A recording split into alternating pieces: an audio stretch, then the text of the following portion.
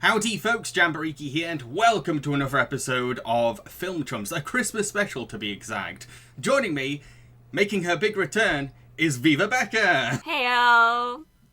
Big return here. And Sora Star, who is now officially a permanent member of Film Chums. Hi! So, in this podcast, we're going to be talking about Christmas musicals. Now, first of all, I want to ask you both, do you have a favourite Christmas musical? Does the Nutcracker count? Like the stage version, I guess? The stage version? For me, it is always going to be Muppet Christmas Carol. I absolutely adore it. It is my yearly Christmas tradition to watch. And Paul Williams is a musical genius. Like every song in that film is a classic. I love it. I love it so much. It is the season of the Spirit. The message, if we hear it, is make it last all year. I've only watched half of it this month so far because I've been so busy. I completely forgot that was a musical. Like, that's one of my favorite movies, like, of all time, period. Yeah, ditto. It is a musical, yeah. Well, most Muppet films are musicals. Yeah. So, in this podcast, we're going to be talking about 5 different Christmas musicals, okay? Which includes White Christmas, Night Before Christmas, Jingle Jangle, what else was there now? I forgot. Disgusting, Rankin Bass one. Oh, the Rankin... And Santa Claus is coming to town. Yeah, and Scrooge, yeah. Scrooge, yeah. Okay, so I was thinking we go by the years that they came out. It's almost like we're going on a history journey. Yay!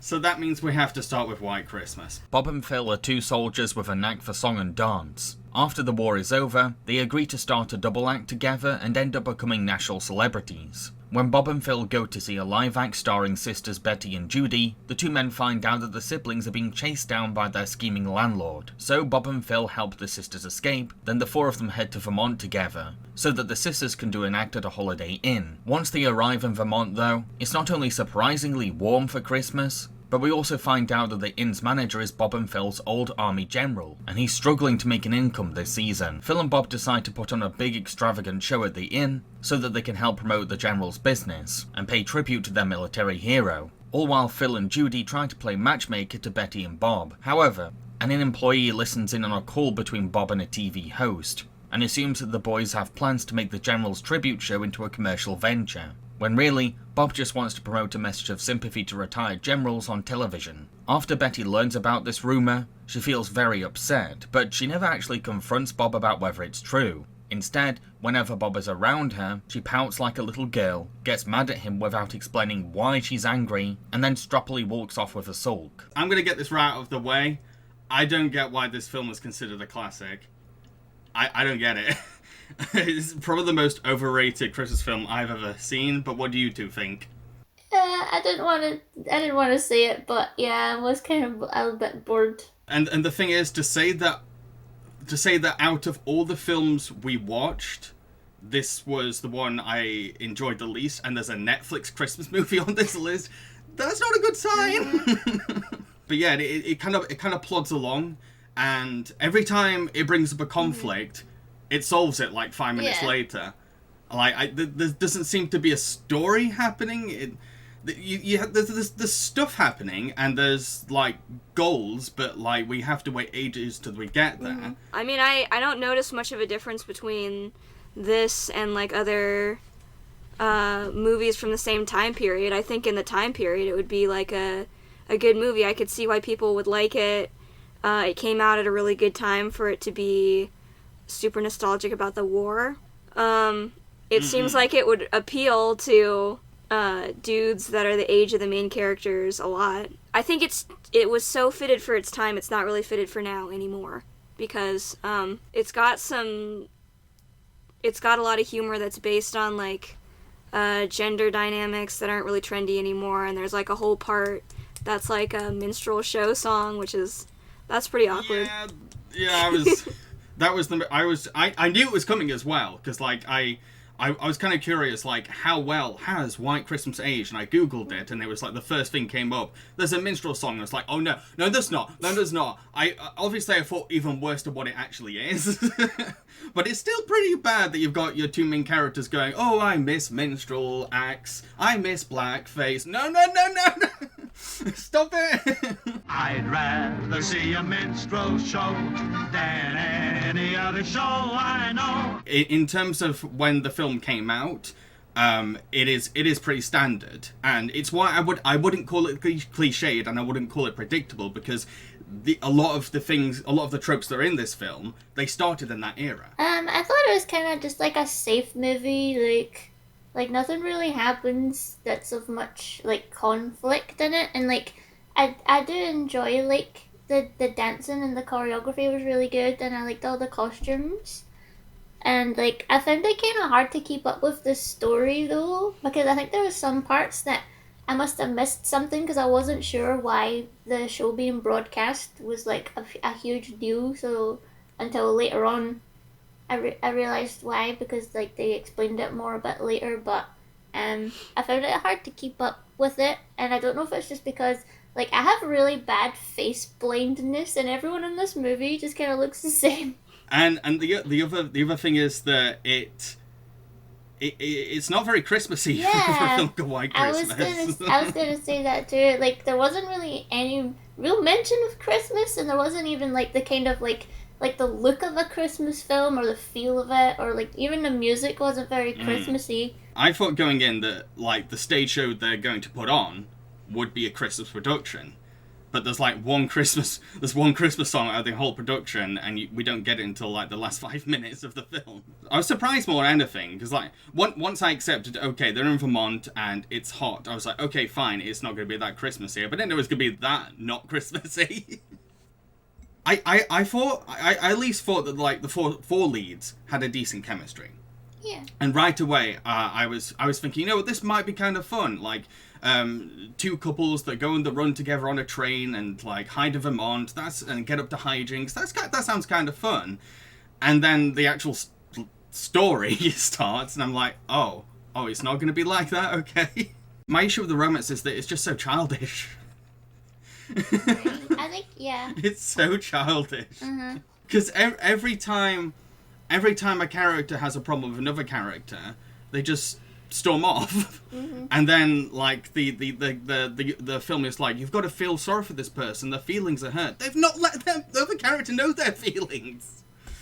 I have a hard time saying anything about the romance when it's on par with every other romance that I've seen in a movie from that era. They're usually pretty formulaic. I haven't seen any movies from that era where the romance is much different from what was in the movie, so I can't really tear into it, because it's like that's what people were expecting. They did their job, they did exactly what they were supposed to do. So I will say this, I was surprised that they kissed as soon as they did, because most romantic films of that era, they save the kiss for like right at the end, so I was a bit surprised the kiss happened that soon. Because a lot of rom-coms back in that era were so innocent that, like, the kiss was the big defining moment. Yeah, the romance in the movie was pretty unremarkable. Again, my only issue with it is that it was very immature, and it was kind of frustrating to watch. I was literally just, half the time I was just like, oh my god, just grow up.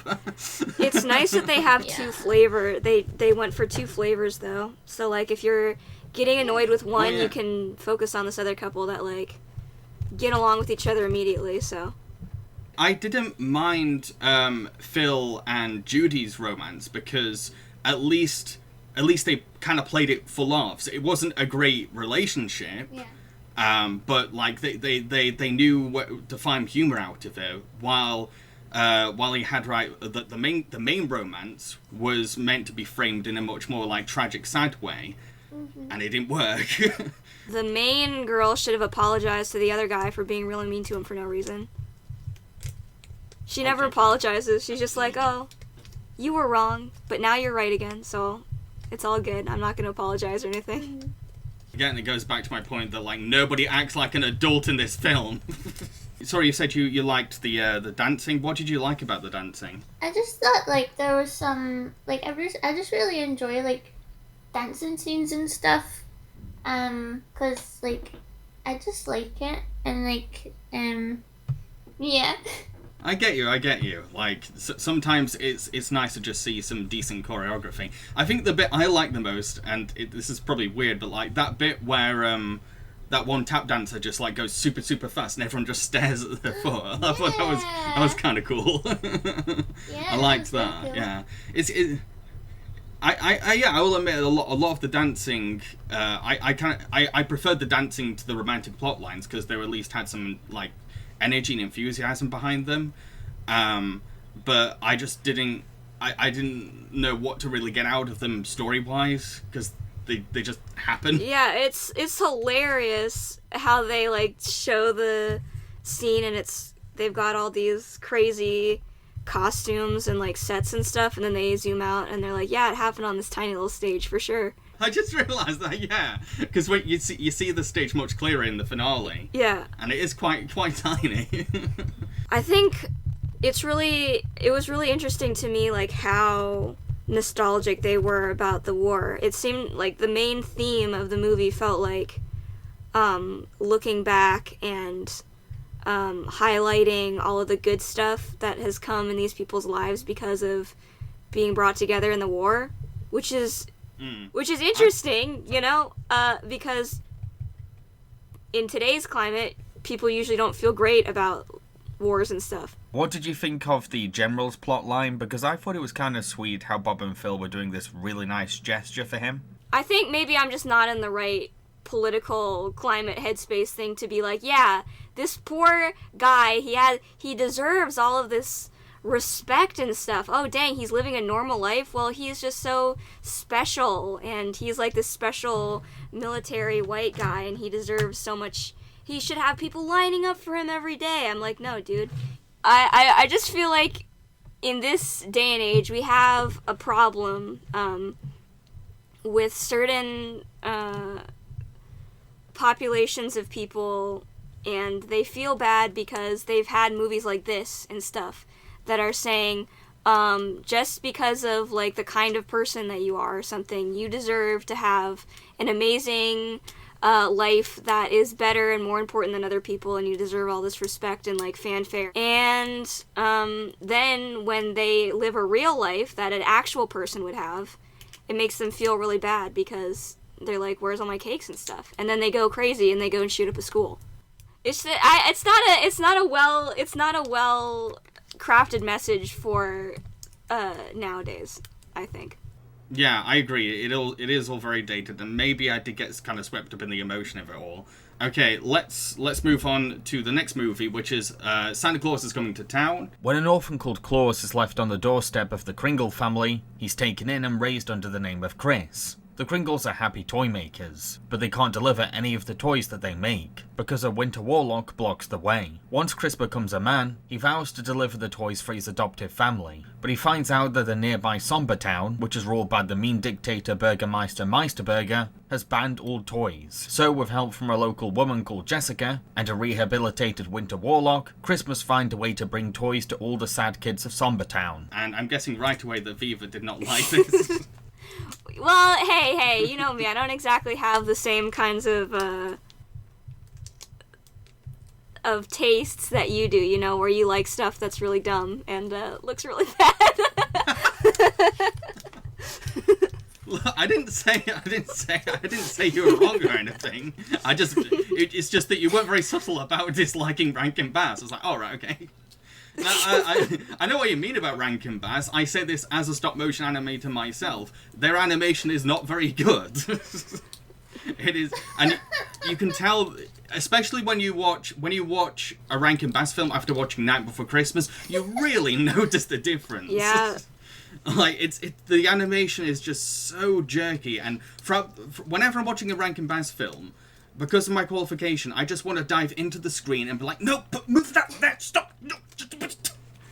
It really frustrates me. They're making basic mistakes.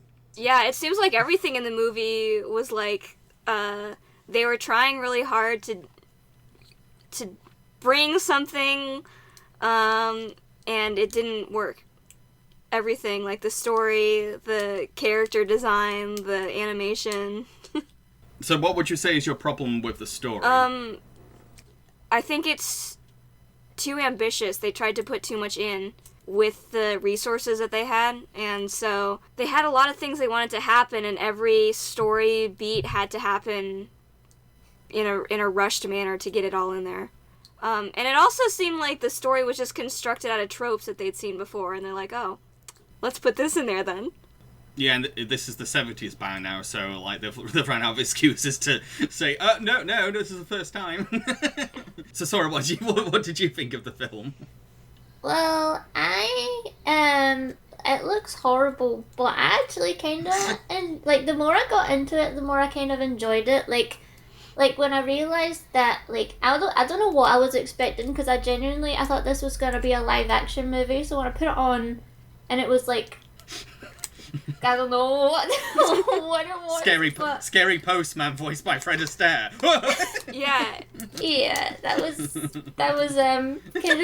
kind of creepy. But then, like, I enjoyed some parts of the story, like how, like, when I realized it was more kind of about like the lore of Santa and like why he wears red, why he makes toys, why he uses a chimney. Like, I enjoyed all of that kind of stuff, because like the story of how he got his coat was like genuinely heartwarming for me.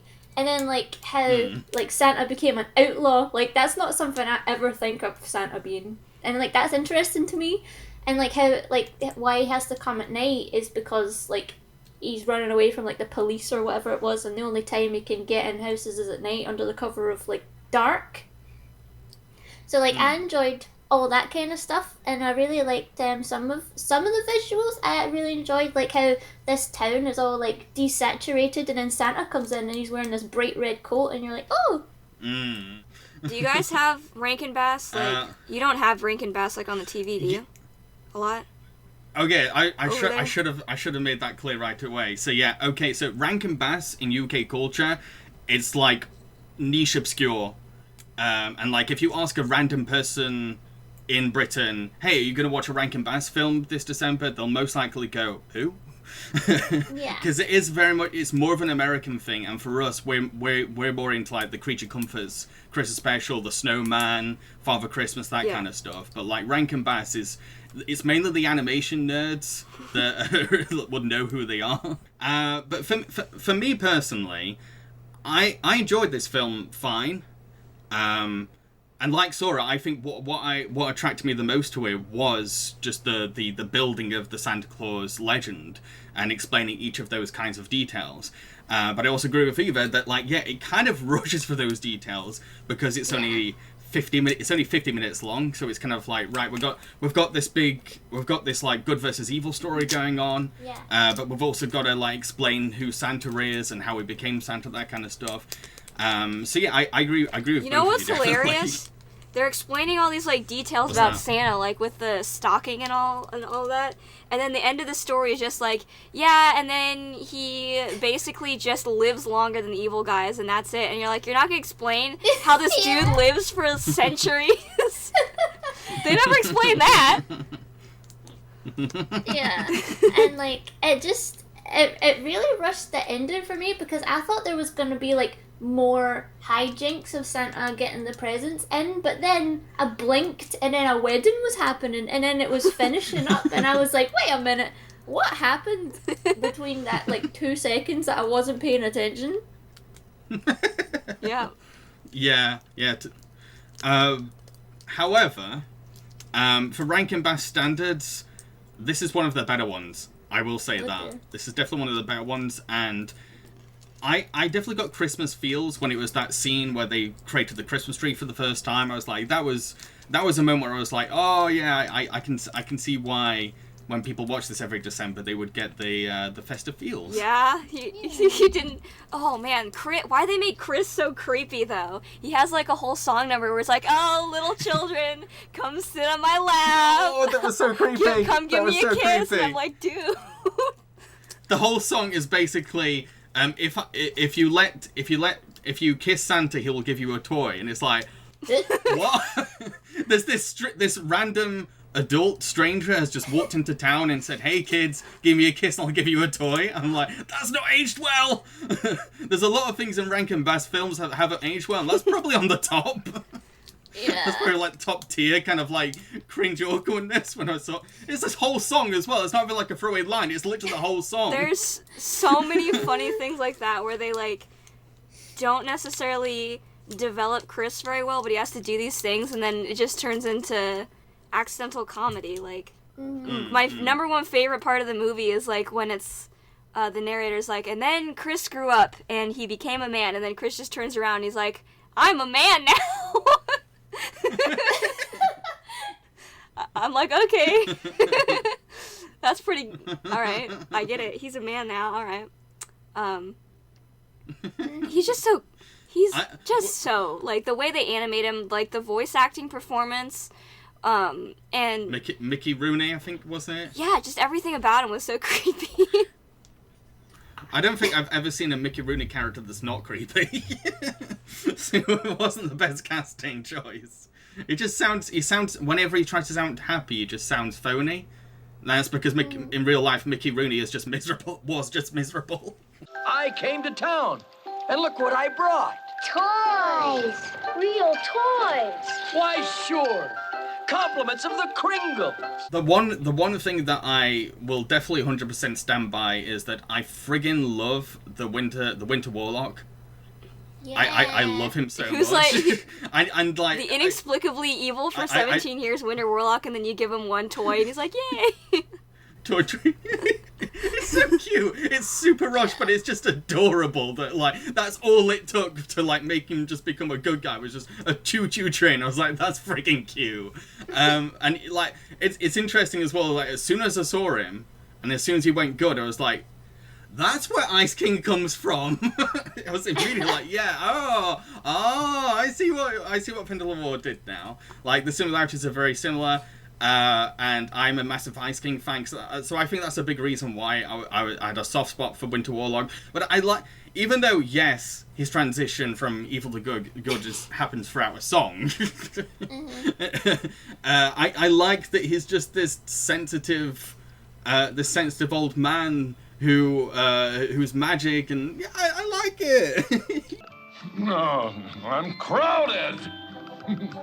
but at least I'm loved. You know who he actually reminds me of? Have you seen have either of you guys seen like the Mozzie language learning animated thing? I know of it, but I've not seen it. He reminds me of the kidnapping dude from that. I don't remember what his name is. Sora, do you know what I'm talking about? Like the kidnapping evil dude from the Mozzie tapes? Yeah. James, you're gonna have to look. He totally looks like the way he moves around in his design, I think. It does. Yeah. We've compared him to two kidnapping characters, while I'm also vouching for how adorable he is. Well, since we're on the subject, it kind of reminded me of like Beast from Beauty and the Beast, because he was like all mean, but then he was showing some kindness, and then he was all nice now. Oh yeah, yeah. And he's got like the hump. And that's I one prefer of my Winter Warlock though. favorite tropes. So. I didn't really remember any of the songs, if I'm honest. I didn't except for the one where Winter Warlock is learning to be good. Yeah, and the song where Chris is like, "Come give me a kiss." That one, I remember that one. Yeah, that one because it traumatized me. But like the only one that stuck with me because it was good was the one step forward and you could be good song or something. Yeah. You put one foot in front of the other, and soon you are walking out the door. One of the songs that stuck with me was Jessica's song, because like the animation throughout it was so bad and so lazy that's what I remember. Okay, so a little explanation for why that all rapidly looks weird and different. Rankin Bass technically don't do their animation. They commission animation, and they often dip into 2D. So I think what's ended up happening is that they were like, okay, we want all the big things to be done by the stop motion studio, and then we'll just throw in this like dream sequence with the 2D, No. and it is really jarring to jump between those two things. They didn't care about that character at all. They gave no cares about Jessica at all. Yeah.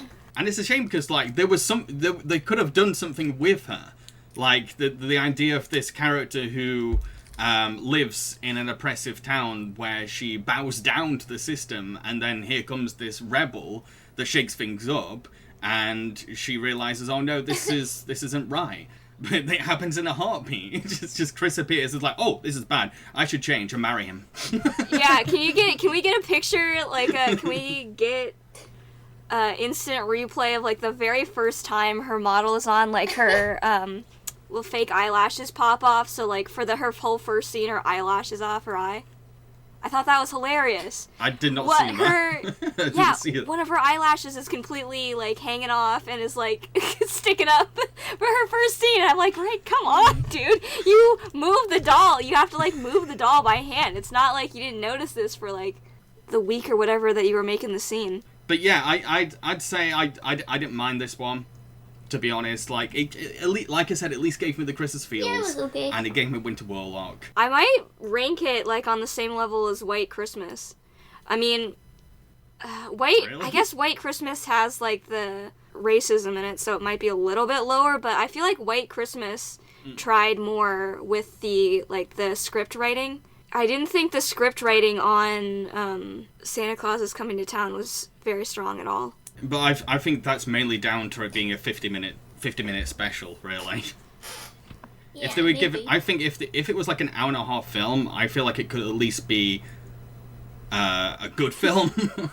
So we're next going to talk about Scrooge from 1970, starring Albert Finney. Ebenezer Scrooge is a nasty old man who only cares about money, treats his employee Bob Cratchit with no respect, and shows no sympathy to the poor. His selfish bitterness at Christmas causes the spirit of his old business partner Robert Marley to haunt him, who warns Scrooge that the three ghosts of Christmas will come visit him. This is the one that I didn't see. I couldn't find a place to watch this one. Ah, no worries, no worries. Sora, did you see... Oh, no, you did. I remember you messaging me that you had seen this film. I did, and I had one huge problem with it. Oh, what's that? There's no Muppets, like, not one. Okay, that is a legit point. I definitely agree. I was okay with this film, to be honest. It's Christmas Carol as a musical, made in the 70s, and like whatever you're imagining Viva based on the description, that's what it probably is. There's a couple of good scenes in it that I did genuinely enjoy, but for the most part, it was just the story, like just being told as it was. Yeah, it was just there was nothing about it where I was like, oh no, how can you screw that up? But at the same time, there wasn't much where I was like, wow, that's a clever twist. What I find the most interesting thing about it is that, and I don't know if you know this, Sora, but Albert Finney, who played Scrooge, he's 34 in that film. What? No, he's not. Yeah, he's 34. He's 34. No. And that's why he gets to play old Scrooge and middle-aged Scrooge. Yep. Wow. I thought that was two different people. Nope, it's Albert Finney. Have you seen Big Fish? He's the dad in Big Fish. But I had mixed feelings about his performance as Scrooge, because on the one hand, he definitely gets into the spirit of the character, but he does a lot of mugging, a lot of scenery chewing. He does ham it up a little bit sometimes, but the fact that you believe that he was like an old man, I would say is definitely a triumph. Spirit, you've shown me a Christmas yet to come that mingles great happiness with great sadness. But what is to become of me? I enjoyed him enough, but I didn't like the voice he had, and I don't know if it's just because he was putting it on to sound like older. But I realise now that he probably was just putting that voice on. He sounds like Popeye half the time. Yeah. Sorry, he does. But I loved any scene where Albert Finney had to play like cheery, happy Scrooge, or like Scrooge is a new man. That's where he was at his best, and like the whole like mugging to the camera thing worked because he could just go crazy. And like I loved whenever he was drunk on kindness. So basically, the ghost of Christmas spirit, the ghost of Christmas present, can it has like a goblet of kindness, and it makes Scrooge wasted. And he just the way he gets drunk is just so fun. Yeah. I make life a perpetual spree. Perpetual spree. Eating food. Drinking wine. I also did really like how interactive Scrooge would get in any time where he was like taken to the future or the past. Yes. Like most films kind of just show him standing and watching, but with this one, he was really, even though he'd been told like 5 times, Scrooge, they can't hear you. He was still like, I don't care. They're playing a party game. That brings me to my favourite scene in the whole movie, which was when the girl was breaking up with him in his shop. That was really emotional. Like how she put the ring on the scales and everything. Oh, that was probably my favourite shot in the whole film. Yeah. Yeah, and then like Scrooge from the present is in the background like screaming like, don't let her go. Like that was really emotional and quite heart-wrenching, like seeing him, like how remorseful he was for letting her go in that moment. And I release you with a full heart for the love of him you once were. Say something, you fool! Say something! In terms of songs, what did you think? Some of them I quite liked, but other ones were just really forgettable because I don't remember them. But like, I liked the songs enough. They were quite repetitive, so they kind of got stuck in my head afterwards. It does have a lot of reprises. But I will give the film that like they use their reprises well. They it's not just like filler. Like they'll reprise a song and it's like, oh, that song has a different meaning now. They've done it in a different context. Yeah. So I liked that. I liked the thank you song. I was good with the reprise and how like they did change the meaning. Like you're right, and I enjoy that stuff. I really liked that in the thank you very much song. Scrooge doesn't know that like all the townspeople are thanking him that he's dead, and like all he's focusing on in that moment is like, you I don't know what I've done for you all, but I'm so grateful you're thanking me. And then behind him, his coffin's been wheeled out, and he doesn't even notice. He like the clues are there that he's dead. The audience knows, and he doesn't know until he sees his grave. And I liked that. I liked that a lot. But the songs really reminded me of like Sherman Brothers songs, you know, like Mary Poppins, Chitty Chitty Bang Bang. Those kinds of songs, like it had that kind of feel. Thank you very much. Thank you very much. That's the nicest thing that anyone's ever done for me. I really liked the spirits. I thought that Marley was hilarious. Like how he always like waves with his little hand anytime he exits the scene. I like the spirits. Let's go for each one. So you got Marley, who's played by Alec Guinness, who was Obi-Wan Kenobi in the original Star Wars. He's unrecognizable. Wow. He's unrecognizable. But like I agree. He's very funny, and that the film in general has a very good sense of humor. And that Marley's a good example of that. Like I like that bit. I like that bit where he wants to prove to Scrooge that he's a real ghost. He moves a chair and he sits next to the chair. And pretends he's sitting on a chair. The film has that kind of sense of humor all the way throughout, and like Marley establishes that humor right away. Yeah, the way he walks is so funny. Like anytime he moved anywhere, I was in stitches. I couldn't stop laughing. It's like a dance. It's almost like he's dancing, and he's got that serious face. He's like, he just like sashays through the ring. I love it. I love it to bits. It's great. Then you've got the first ghost, the ghost of Christmas Past, and I liked her because most interpretations of her are just like a symbol for innocence. It's usually like a little girl, a child, or something. But with this one, it was almost like a teacher character, and that really worked for the past because it was almost like Scrooge was meeting up with an old teacher, and the teacher was saying, "This is where you went wrong, okay?" Yeah, I loved when he first met her. He goes, "You don't look like a ghost," and she goes, "Thank you." Yes, that got across her entire personality right away. You just got who she was, and like I like that she was genuinely invested in what was going on, but also was like remembering manners and stuff like that. She was she was. I liked her. She was good. It's funny that early on I was like saying, oh, there's nothing special about this, but I'm remembering all these things. Like, actually, no, that's kind of unique. Yeah. Ghost of Christmas Present. He's kind of your typical Ghost of Christmas Present. I think there's nothing too different about him. He's probably one of the more aggressive ones. I'll give you that. Yeah. He's a bit harsher to Scrooge, but at the same time, all that boisterousness is coming from his love for life.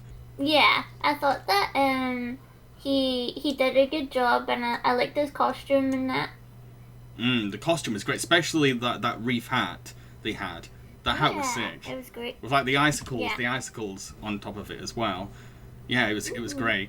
But yeah, he was good. I mean, like he's I can't say there's anything particularly remarkable about him. He just looks like the one you would see from the illustrations in the books, and that's it really. And then I'd say the same for the Ghost of Chris's Future. He's just the Ghost of Chris's Future. Like, yeah. When he revealed like his like kind of skeleton self, that was really scary. Like, yes. I forgot about that bit. That was awesome. So he just literally that was a scary mask. That was a scary ass mask.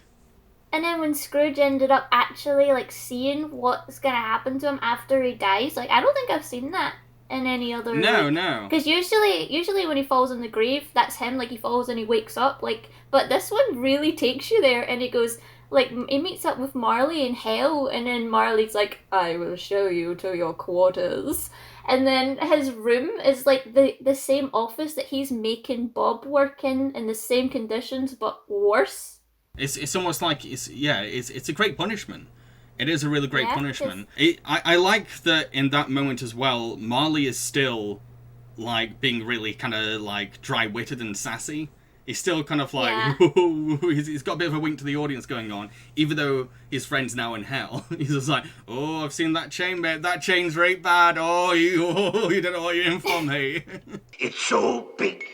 They had to take on extra devils at the foundry to finish it. It's even bigger than I thought it would be.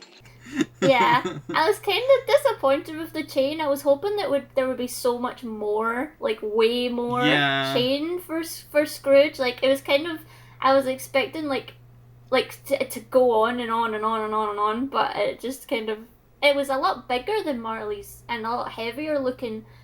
But it wasn't like, because like it says these are the chains that we forged in life, every link, so I kind of thought there'd be tons. For me, I was more disappointed that like the minions of hell were just guys in black masks. when they explained, oh, this is hell, I was like, oh, we're gonna see some sick monsters and demons. That's my jam. Come on, bring them out. Oh, okay. It just looks like Felonious and Shrek. Yeah.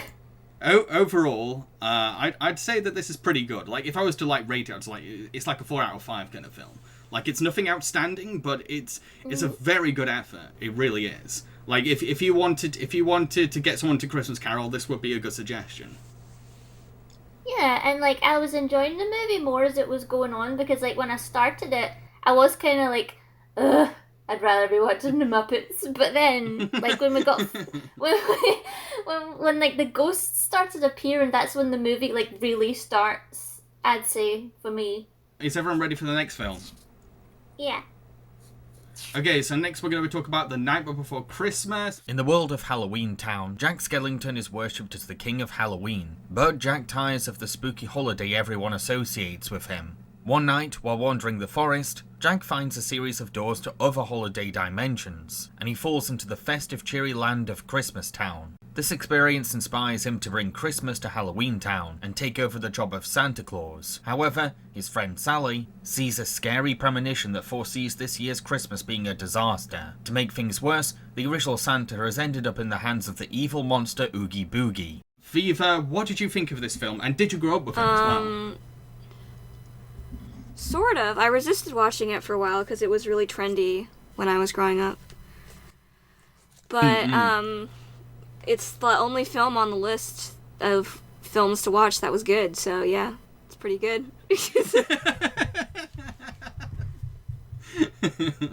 Yeah, I don't know if I would really call it a Christmas movie, but, it's a really good musical and movie. Like, it's not one of those that feels like you would watch it as just a movie or as just a musical. You can watch it as a movie or a musical. And it's aged pretty well, yeah. It's aged pretty well. Oh, yeah. I think it's a Christmas film in the same sense that Die Hard is a Christmas film. It's set at Christmas, but the aesthetic is very Halloween. I was kind of nervous because I have reviewed this film, but it's been a long time since I did that video, and I went into this thinking, okay, am I still gonna like it?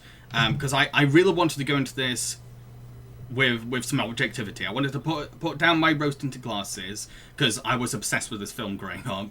And just think, okay, is this a good movie when you put aside the cult appeal and the nostalgia? And I would say yes, absolutely. So, Sora, did you grow up with this movie, and what did you think of it? I didn't actually see this movie for, like, years and years and years. Like, I never watched it in childhood, because I just never seen it anywhere. It was never on TV whenever, like, I was watching the TV, and, like, I never rented it or anything until, like, I was in my 20s, I think, at least. So, like, I didn't grow up with it, so I don't really have any, like, nostalgic connection to it. But other than, like, Kingdom Hearts, if that counts.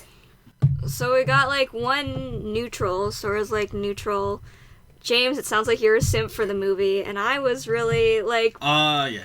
I don't think growing up with the movie did it any favors, because I really didn't want to like the movie because I was surrounded by so many people that wanted to make out with Jack Skellington. Yeah. Jack Skellington, like, it doesn't really act how I thought he would. Like, he's kind of wholesome and, like, intelligent and that, and, like, because he kind of looks like, if you don't know anything about the movie or the character, you kind of think he's like the villain, like an intentional villain, not like a oops, I made a mistake kind of villain. I just kind of had, like, this idea of him in my head of, like, what he was going to be like, and he was, like, so cute, and, like, I can see why people, like him so much, because he's just so likable and, like, innocent and, like, really endearing. Sandy Claus, in person. What a pleasure to meet you. What? Why, you have hands. You don't have claws at all. What I find fascinating is that on my rewatch this time, I appreciated so many things even more, and I was like, wait, hang on, Jack Skellington is a really interesting, lovable character. Hang on, Sally is a really, really in-depth character. How did I not notice all these kind of, like, complicated, like, character developments in the film? I never noticed them, even when I reviewed it on my channel years ago. I was like, whoa, there's a bit more to this going on. Because, for example, the film is very much about imposter syndrome, which I immediately resonate with as a YouTuber. Like, the idea that you feel uncomfortable and self-conscious in your skin, and, like, inherently boring, and what that desire to be someone else, like, I get that. I totally get that. And so that's why I really felt for Jack and saw where he's coming from. And you're right, he's not really a villain, he's just an idiot. he's a very enthusiastic idiot. Yeah. Like, you don't get to a point where you're kind of like, oh, Jack, that's awful. You're kind of like, Jack, oh, come, silly Billy. Yeah. Don't do that. But yeah, it's very much about imposter syndrome. But at the same time, you got themes of domestic abuse with Sally and her relationship with the professor and wanting to escape. And yeah, there's a lot more going on to this film underneath it. How do you feel about the conclusion to the imposter syndrome thing, where, like, instead of being like, well, don't, everybody has value or whatever, it's just like, well, yeah, you might not be happy doing this, but you would fucking suck at doing this other thing, so maybe you should just stay in your lane. Yeah, I get what you mean, how it could be read like that. I definitely get that, but at the same time, sometimes you do need a reminder of why you're passionate about something, because at the end of the day, Jack was very proud as a Pumpkin King before he went through his depression. And sometimes as a creative, you do go through those phases. Like, as an entertainer and filmmaker, even though I absolutely love what I do, there have been phases in my life where I'm like, oh, I just want to quit, this is boring, or I just want to quit, this is too stressful. But then there's like, you have a little experience and you're like, actually no, this I could be doing something much worse, and I'm starting to remember why I like my other job.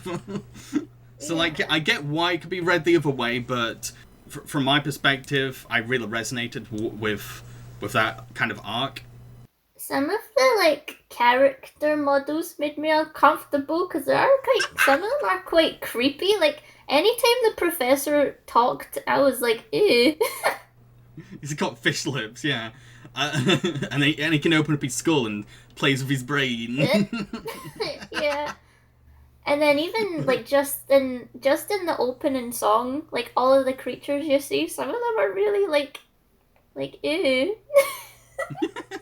Viva, what did you think of the ugly monsters? Yeah, I thought they were fine. I think they aged pretty well, yeah.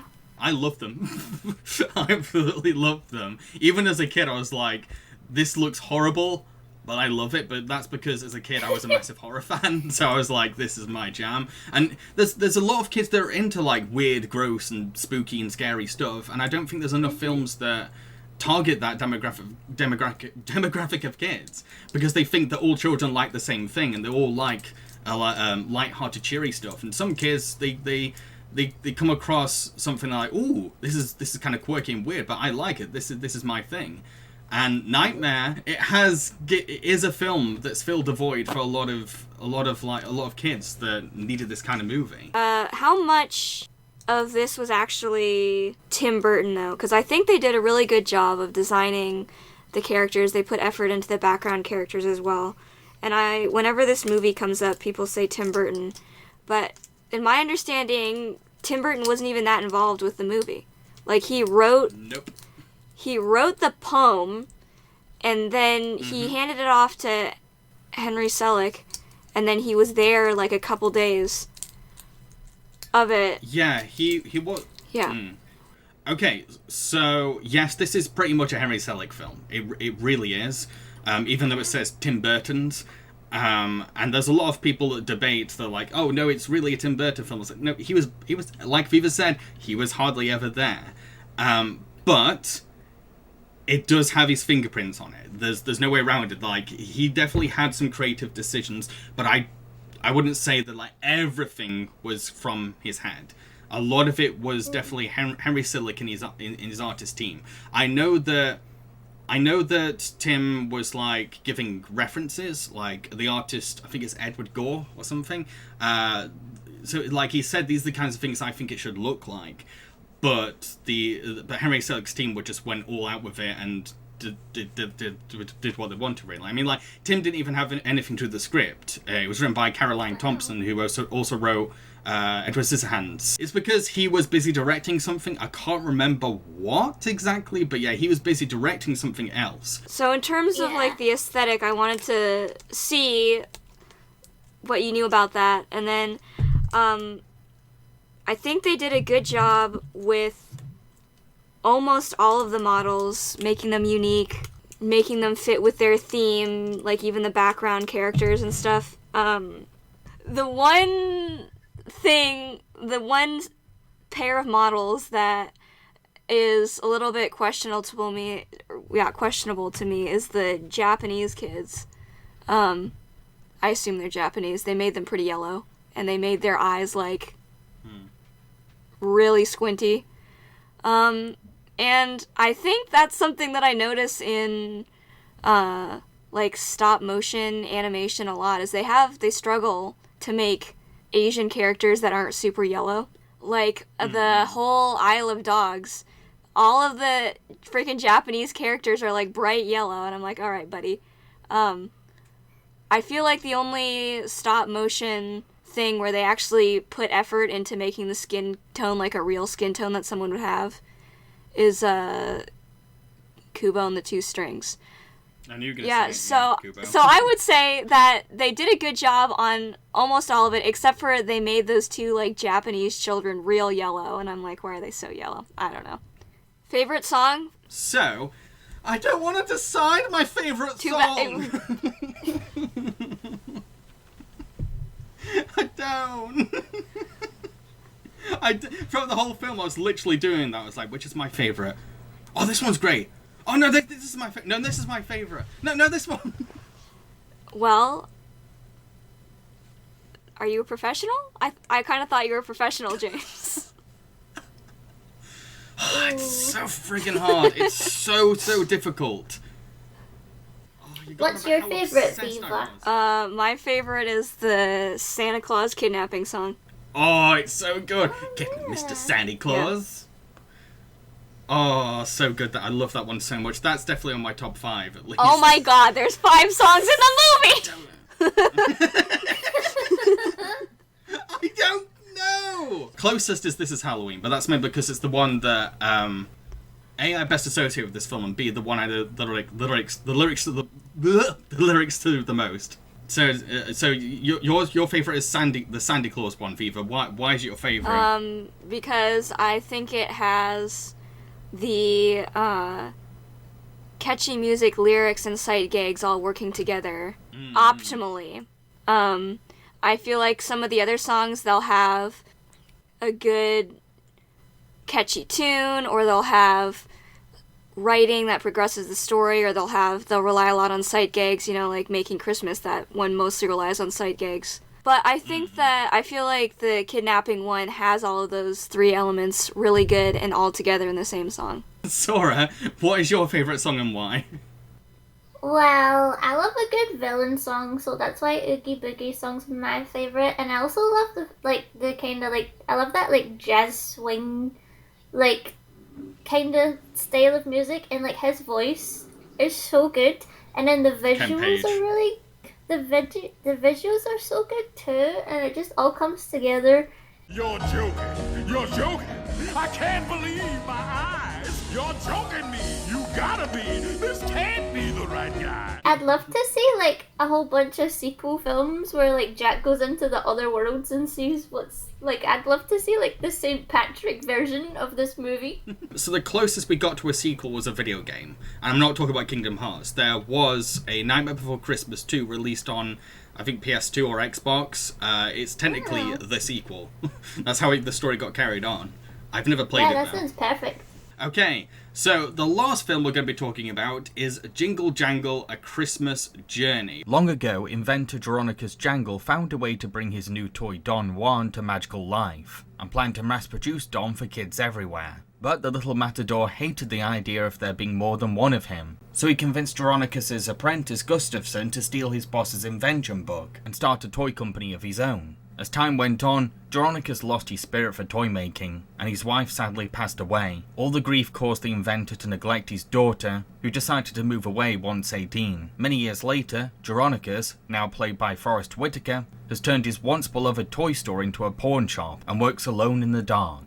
Only the seductive postwoman, Miss Johnston, who has a huge crush on Jeronicus, gives him the time of day. Meanwhile, Jeronicus's granddaughter, Journey, has found a way to finally meet her granddad, but the bitter old man isn't interested. So Journey tries to rekindle her granddad's love of inventing by fixing one of his old robots, Little Buddy. However, Gustafsson, now played by Keegan-Michael Key, steals Buddy and pitches him as the next product for his toy company, but he fails to make Buddy work, so he orders for the robot to be destroyed. Journey and her new friend Edison must retrieve Buddy the robot from certain doom. So, Sora, what did you think of this film? Well, I watched this movie the year it came out, and I couldn't remember why, but I ended up turning it off halfway through, and I thought that, and I couldn't remember why, and then I thought it must have just been I wasn't enjoying it or it was boring, but I couldn't remember what it was. But when I rewatched it this time, I remembered immediately as soon as the first song started playing. It's because the sound mixing was so horrible in all the songs that I couldn't stand it. Yeah, because in all the songs, their voices would be too quiet and the instrumental was loud. Yeah, I noticed that, yeah. It would switch to somebody else's line and then their voice would be loud and then the music would be quiet. And I just, my ears and my brain can't handle that, so I ended up turning it off. But, I powered through it for the review. And Viva, what are your thoughts? It reminded me a lot of theater school. It was I mean, I can't come down on them too hard because they planned this out as like a theater production, right? And then they had to last minute make it into the Netflix thing because the theaters got shut down. So I really can't come down too hard on it because they didn't really know what they were doing. They were trying to make a theater production, not like a movie. Which it has it's like a different set of expectations, I suppose. Yeah. I will admit, like, yeah, some parts of the film looked like it was very Broadway, especially the choreography and the way that they blocked and used the sets. I will commend them. If that's the backstory for this film, I will definitely commend them because this could have looked a lot worse if they were trying to translate theatre to film. This could have looked so much worse. Definitely. This could have looked like Cats. This could have looked so much worse. I had the same things that I liked and then problems with the movie as I would most theatre productions. To sum up my thoughts, okay, so first of all, my only real kind of like well, I've got a couple of grievances, okay, but like my main one is just that it's just way too slow, and it takes like an hour before like the villain does anything. But no matter what I complain about, I'm gonna be completely honest. This film has every trope and aesthetic that I absolutely adore. I've been pandered to. I really love steampunk. I'm a sucker for any film where it's like a relationship between a paternal figure and a daughter. I always find them friggin' adorable. So as soon as I knew that this film would be like that, with like the salty granddad that's like, oh no, I'm going to keep to myself, and the daughter's like, I've got so much love to give. I was like, right, that's it. It's the film's won. It doesn't matter what it slips up, where it goes wrong, it's got me. And then you got an adorable, super adorable robot, and I love my robots. I love robots so much. I'm surprised that you like the robot. I thought the robot was gross. I found him cute. Yeah. I found him so adorable. Oh, okay. It has the problem that I notice in a lot of like liberal arts, especially theater, where they try really hard in one area to be liberal and then they mess up everywhere else. So then it makes their initial effort feel it doesn't feel genuine. So like they work really hard to have this awesome African-American minority cast. They have extras that are all the different like minorities, and they have it be like a cool period piece looking kind of costuming thing, so we see minorities that we don't usually see in these costumes get to wear them. But then they make the villain like this racist they make him this racist matador guy, and then they have like one of the supporting characters being this sexual harassment lady. We need to break down those two problematic things before we move on to anything, because those are kind of worms, each of them. So yeah, first of all, yikes to, as much as I love Ricky Martin and the animation for that character, yes, that is a very uncomfortable Latino stereotype. Straight away, as soon as he starts talking, you're kind of like, oh dear. Olé! It is I, Maestro Don Juan Diego. When the bull sees me, he slays himself. I mean, he's that, and then he's also in universe created by the Geronicus guy, so I guess technically he's sort of speaking for this group of people, but like the words, I guess, are being put in his mouth. And he's the evil guy. And does the accent really strong. Yeah, you can tell Ricky's been told to exaggerate it. Yeah. So it weakens the whole effort when you're have a project that's focused on minority representation, and then you have one aspect like that you fall down on it. It really messes up the project a lot. It messes up what you're trying to do. But moving on to Miss Johnson, oh, no. I mean, cinema in general already has a massive problem where the joke is it's a man being sexually harassed, and as a man, I'm freaking tired of it. I'm so tired of it. What's really annoying about that aspect of the film is that A, they play it for laughs, and B, they play it romantically. And Miss Johnson is terrifying. She is honestly a scary character. That moment where she's hitting on Geronicus and he's like clearly not interested, and she slams her truck doors and gets really pissy. And the film frames it as like, yeah, she's got every right to be mad. How dare he not give in? And they tried to link his disinterest in her to his depression in life, and like it's almost like the film is saying, look, if you loved life more, you would say yes. It's like no. Yeah. So Fever, roll away. What's your problem, Miss Johnson? She's like a really old school kind of character, and we have seen that already. Don't really need to see that anymore. She's like one of the good like characters on the dream team, which is kind of weird because she has the part where Geronicus is like, hey, I have to go save these children at the factory, and she's like, okay, I'll help you save the children as long as we like make out or whatever. And I'm like, dude. Yeah, because, like, her character, genuinely, like, when I saw it unfold, I was like, this is Belle and Gaston, but the roles are reversed. It is. Yeah, that is actually 100%, yeah, it is. She's basically Gaston.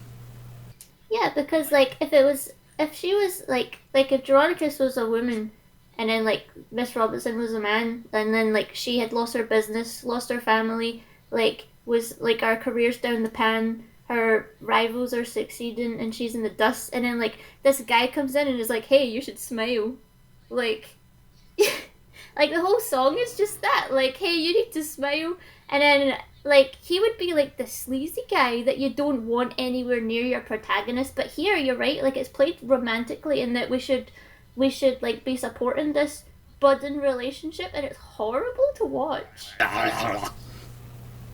Wrong. Especially when the movie like is so progressive in other areas, like Viva was saying, and then it just does things like this that just brings it right back to square one. Mm-hmm. Yeah, her comedy is based on the fact that it's like, oh, it's so funny that like a female character is sexual as well, which is like being a female person and being sexual, that's not really anything that would be out of the ordinary and weird enough for it to carry a whole comedy bit. So that's something. Oh. How did that get there? I feel like the magic / inventing thing is actually pretty poorly explained for how much time they have. Like, what, the robot is not working because of what? Like, is this some sort of like actual inventing thing that's happening here, or is this like supposed to be some convoluted metaphor for like fairy dust or something? I like the concept they were going for. I liked like the foundation of what it could have been. This idea where whimsy is combined with mathematics and science. I like the premise is there. It's just that we never get a moment where it's like, oh, so that's how that works, or oh, that's why it fits into this world. It just happens. It's just. And for some reason, some people can do this magic, some people can't, and yeah. And but I will say it's pretty awesome that it's one of those rare films where it probably will make some kids look at those visuals for the maths and go like, maths is awesome. The visual effects for the maths is like, that's pretty cool. I can imagine kids going, I want to do maths now. Cool. Yeah. It does kind of empower calculating, to be honest. So I'll give the film that. Yeah. If I saw this film as a kid and I saw those images, I'd be like, yeah, because I was very, very impressionable. Okay, 45 seconds. No. Time's 1500. The apprentice guy, I feel like, gets punished pretty hard for not much evil doing on his own. What's his name? What is his name again? Augustus? Key. Something like that. Augustine? Keegan? Yeah, I just saw him like, oh, it's Keegan. Just say Keegan. Just say Keegan. Keegan. He isn't exactly evil. He ended up following the wrong peer. Like he had an opportunity to go with someone that would like put him in the right direction, but then he had Ricky Martin saying, "No, you have to be evil." Well, he gets manipulated, but then at the beginning they explain so hard as to why he would do that. So it's like, why did you explain this so hard then? Does the main guy not seem like he deserves more punishment than Keegan, though? Like, his sins throughout the movie are worse than what Keegan does. Yeah, and, like, he's the one that's actively wanting to do bad. And Keegan is just a bit like Jack Skellington, an idiot. Yeah. I think that some of the meta parts of the world building are really funny. Like, I like the frickin' three, like, the little choir guys that just pop up. Oh, yeah. I thought it was really funny at the beginning that the delivery is literally just labeled, like, the last part of the invention or something. Yeah, I like that too. I kind of wish they kept that humor going, because that was mainly just at the beginning they were doing those kinds of things, and then the rest of the film didn't have that same sense of humor. Kind of wish it did it a bit more. It was almost like Looney Tunes kind of styled humor. Kind of liked it. Find the light in your life. In life. Background dancers. What do you two think of the songs overall? I think they fit the movie well enough, and I even liked that like some of them even went with the whole steampunk like vibe. Like the song "Make It Work Again" was probably my favorite one because of the double meaning as well, and then like the instrumentals in the background sounded so industrial, and it just fit the whole like. I loved that. I thought that was great.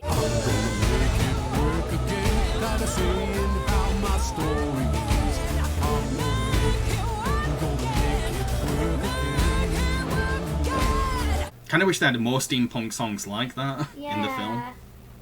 Yeah, that would have been cool. I like the first one the best, I think, because they had in more of like the hip-hop elements, and I was like, oh, okay, so this stage play came out kind of like, you know, Hamilton. They're like, let's rip off Hamilton. Yeah, we want to do the thing where we do the diverse casting and then like hip-hop songs. I'm like, oh, cool, it's gonna be rip off Hamilton. And then they kind of dropped it, like the Christmas Hamilton. Yeah, the rest of the songs were kind of like standard Broadway sounding. I was like, what the heck, where did that go? I mean, they had a little bit more later, but not as much as I was thinking.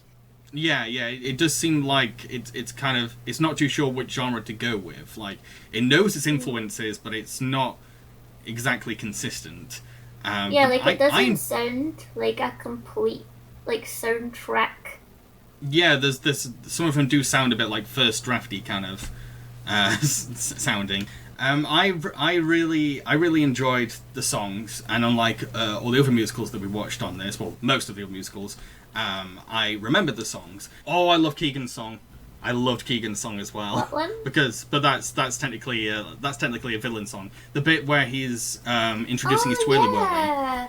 Like it's really flamboyant and really fun, and the choreography is like, even though it's like a small set and it's mainly focused on Keegan, they make great use of the dancing. There's a feeling you're feeling way down deep in your soul. There's an emptiness you can't hide. I can smell it through your clothes. And the only thing that can fill you up is hidden behind these doors. Tell us what it is. You really want to know? To sum up, what do you two think makes a good Christmas musical? Memorable music. I mean, well, okay, so the things that it needs to be a good musical and a good movie at the same time, I guess. Well, I personally, like, for me personally, like, a Christmas musical, like, if the songs don't really sound Christmassy, then I don't know if it could really be a Christmas musical rather than a musical set at Christmas. Like, there's a difference, and I don't really think any of the movies we watched really has that, other than maybe The Nightmare Before Christmas, but, like, their songs is so, like, they have, like, they exist within, like, their movie's world. Like, you couldn't play, like, What's This on, like, the Christmas radio. Like, you could, but, like, it's not really gonna be on, like, at the Christmas album of the year, you know, like. Yeah. And then you want to obviously be given, like, the Christmas feels. Yes. From the actual movie, and, like, the story, and, like, even the characters to some extent. Like, you just, like, I just genuinely don't think any of these movies really have, like, I don't know, just something's missing from them, and I think it is to do with the music itself. I mean, like I said, the only film we watched that gave me Christmas feels was Santa Claus is Coming to Town. Yeah. The others didn't give me those feels, but that's not saying that, like, that's not a detriment. That's just, like, makes it less Christmassy. Yeah, so even if the film is great, if it doesn't give me the Christmas feels, I'm going to turn it off at Christmas. I want that feel, so I'm hunting it down. Okay, so I've been Jabberiki. I've been Zora Star. And Your name's Viva Becca. We're all happy holidays. What was that? What? Yeah, you're welcome. You're welcome for that sign off. Did you drink a load of Baileys just now? You drink a load of Baileys. I think that was great. Very holiday. Cheerio, folks, and Merry Christmas.